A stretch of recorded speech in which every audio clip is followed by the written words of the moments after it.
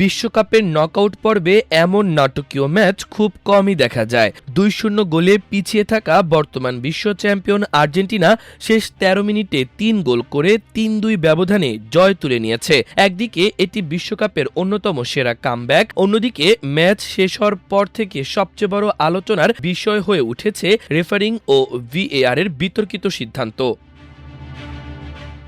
আটলান্টায় শুরু থেকেই সাহসী ফুটবল খেলছিল মিশর। মোহাম্মদ সালার নেতৃত্বে তারা আর্জেন্টিনার রক্ষণভাগকে বারবার চাপে ফেলছিল। প্রথমার্ধে এগিয়ে যাওয়ার পর দ্বিতীয়ার্ধের শুরুতে মোস্তফা জিকো আবারও বল জালে জড়ান। তখন স্কোরলাইন দাঁড়ায় ২-০।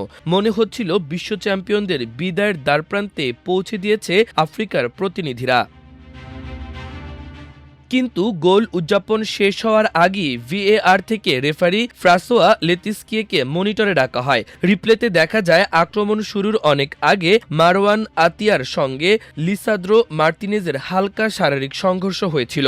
সেই ঘটনাকে ফাউল হিসেবে বিবেচনা করে গোল বাতিল করে দেন রেফারি। এই সিদ্ধান্তই বদলে দেয় পুরো ম্যাচের গতিপথ।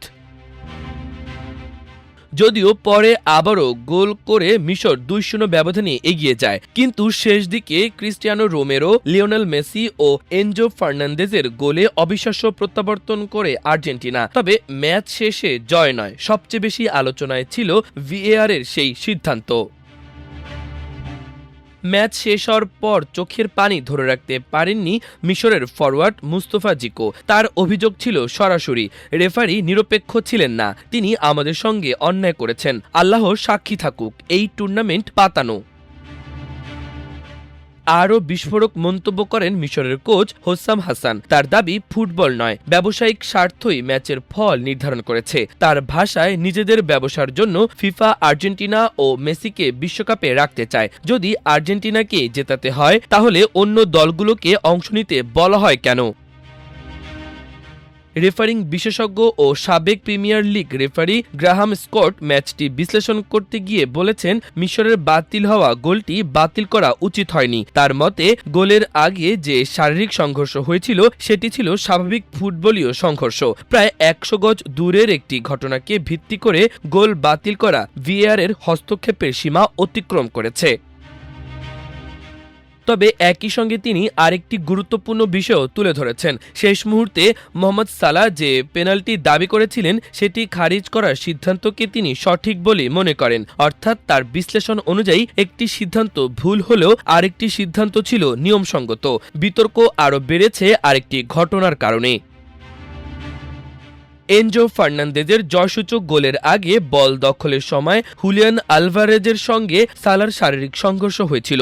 মিশরের দাবি, ঠিক যেভাবে তাদের গোল বাতিল করা হয়েছিল একই যুক্তিতে সেই আক্রমণও থামানো উচিত ছিল, কিন্তু সেখানে রেফারি খেলা চালিয়ে যেতে দেন। ভিএআরও আর হস্তক্ষেপ করেননি। এই দ্বৈত মানদণ্ড নিয়েই এখন ফুটবল বিশ্বে শুরু হয়েছে তুমুল আলোচনা।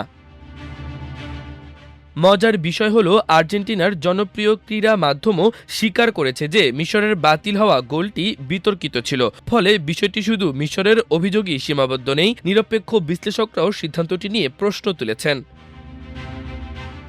তবে সব বিতর্কের মাঝেও একটি সত্য অস্বীকার করার উপায় নেই, শেষ পর্যন্ত স্কোরবোর্ডে বিজয়ী আর্জেন্টিনা। বিশ্ব চ্যাম্পিয়নরা কোয়ার্টার ফাইনালে উঠে গেছে, আর ৯২ বছর পর ইতিহাস গড়া মিশরের স্বপ্ন থেমে গেছে শেষ ১৬র মঞ্চেই। তাই কারো কাছে এটি বিশ্ব চ্যাম্পিয়নদের দুর্দান্ত প্রত্যাবর্তনের গল্প, আবার কারো কাছে এটি এমন একটি ম্যাচ যেখানে ভিএআর এর একটি সিদ্ধান্ত পুরো বিশ্বকাপের মোড় ঘুরিয়ে দিয়েছে। মাল্টিমিডিয়া ডেস্ক, আমার দেশ।